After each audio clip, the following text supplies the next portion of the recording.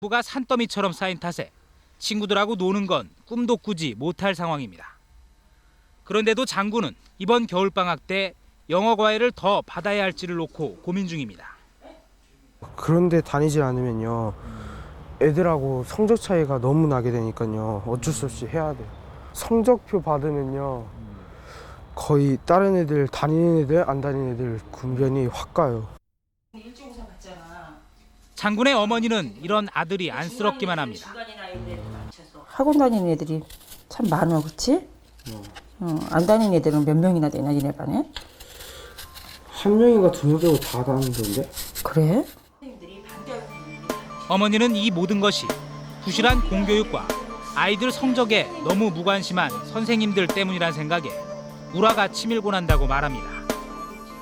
이 애가 상위급이다 라고 생각을 하고 있다 어느 순간에 그런 결과물을 딱 갖고 왔을 때 그 좌절감이면 내지는 저는 봤어요. 제 친구 중에도 우울증에 빠져가지고요. 왜 학교에서 좀 이렇게 좀 미리미리 아이들 성적에 대해서 이렇게 좀 얘기해주고 선생님들이 좀 전화해서 좀 이렇게 많이 떨어진다고 그러면은 요런 부분을 좀 체크해주시면 어떻겠느냐고 이렇게 좀 해줄 수도 있지 않을까. 그게 너무 큰 욕심인가 과연. 부실한 공교육 때문에 사교육에 매달릴 수밖에 없다는 대한민국의 학부모들과 학생들. 그 원인을 놓고 교육당국과 교원단체는 서로의 탓만하기 일쑤였는데 이번 일제고사 논란도 따지고 보면 그 연장선상에 있습니다. 그동안 중학교 과정에서는 학력 신장을 위한 평가와 그 결과 활용이 미흡하다는 지적이 끊임없이 이렇게 제기되어 왔었어요.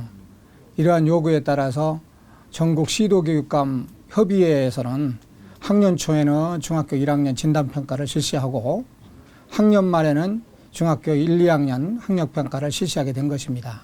저희는 진단평가가 없어도 이미 우리 반에서 어떤 아이에게 지원이 필요한지를 알고 있거든요.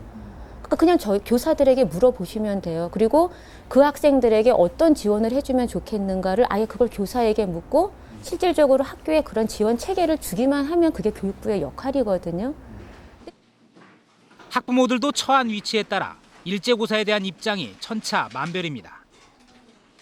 사교육 시장이 왜 16배나 커졌겠어요? 학교 내에서 그게 이루어지지 않고 신뢰가 안 되니까 그 사교육 시장이 커질 수밖에 없거든. 사교육 시장은 돈만 되면 하거든. 근데 선생님들은 그게 발빠르게 움직여주지도 않고 그다음에 학교에 상담하면 학원에 가라고 그러거든. 초중등에서 너무 이게 학습이 어떤 즐거움이 아니라 노동처럼 돼버렸거든요. 근데 이게 일제고사를 보면은 전국적으로 똑같은 문제 가지고 같은 날 보기 때문에 그야말로 이제 서열화가 되고 그러기 때문에 학생도 그렇고 학부모도 그렇고 거기에 매달릴 수밖에 없거든요. 그동안 교육당국과 교사 그리고 학부모들이 서로에게 쌓아온 불신의 벽이 일제고사와 교사 무더기 징계를 계기로 한꺼번에 폭발한 겁니다. 정작 혼란에 빠진 건 시험을 보는 당사자인 학생들입니다. 우리 학생들이 기계도 아니고 맨날 공부만 하고 막 찌들어서 살 수는 없잖아요. 근데 우리가 맨날 왜 이런 것만 해야 되는지 모르겠어요. 그냥 뭐 저희 수준을 알기 위해서 꼭은 아니지만 이거 봐야 되는 거라고 생각하는데 뭐 문제가 그다지 어렵지도 않고. 따라서 무분별한 책임 공방과 대립보다는 사회적 합의가 필요하다는 목소리도 나오고 있습니다. 이게 얼마나 믿을만하냐 그리고 얼마나 타당하냐 하는 것을 놓고 교육학자들도 고민을 많이 하고 있습니다. 그래서 이번에 만일에 일제고사를 보더라도 그 시험 문제가 얼마나 타당한 시험 문제이고 얼마나 믿을만한 시험 문제냐 하는 것에 대해서 양쪽의 논의를 좀 많이 심사숙고를 하고 나서 그런 평가가 가지고 있는 한계점들을 감안하고 보강해 나가는 쪽으로. 일제고사가 정확한 학력 정보를 파악하고 세부적인 교육 정책을 마련하기 위해 꼭 필요한 과정인지 아니면 그저 서열화와 사교육을 부추기는 시험인지 어른들의 날선 공방은 갈수록 심해지기만 하고 있습니다. 하지만 이 과정에서 정작 아이들은 상처를 받고 있는 건 아닌지 되돌아봐야 할 시점입니다.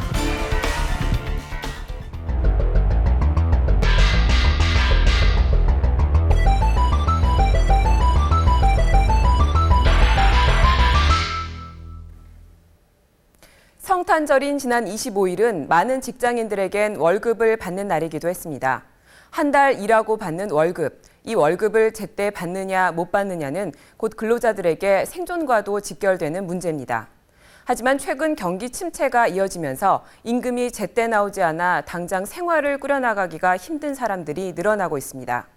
부도 직전의 영세업체는 물론 대기업 직원들마저 임금 체불 직격탄을 맞으면서 서민들의 겨울나기가 점점 더 어려워지고 있습니다. 어른 한 명이 생활하기도 버거워 보이는 월세 25만 원짜리 옥탑방. 용접공인 김만덕 씨는 최근 2딸 아내와 함께 전셋집을 줄여 이곳으로 옮겨왔습니다. 일감이 눈에 띄게 줄어든 데다 그나마 일을 해도 임금을 제대로 주는 곳이 거의 없기 때문입니다.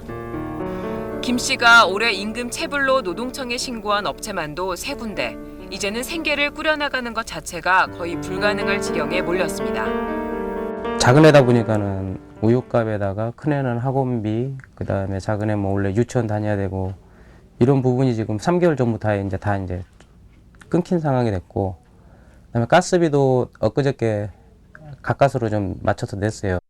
저희 와이프도 원래 옷 만드는 거였는데 이제 의류업 지역이 이제 또 일이 없어요. 그러다 보니까는 거의 못 나가고 있는 직장이고.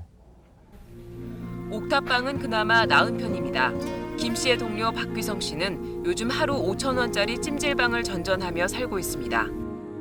한때 한우 40마리를 키웠던 그는 사업이 실패해 상경했지만 첫 일터에서 임금을 못 받아 끼니를 거를 때도 많습니다. 그나마 다행인 건 딸린 식구가 없다는 점입니다. 서울이 그나마 시골보다는 그 경기가 좋다고 이야기 들어가지고 그나마 좀 기대를 가지고 이렇게 왔는데, 사실 제가 생각했던 것보다 그렇게 그 생활이 일도 많이 없고 만만치가 않습니다. 이제는 그나마도 그 다니던 일도 지금 안 나가고 그래 체납이 되는 바람에 그것도 중단이 돼가지고 어려운 그런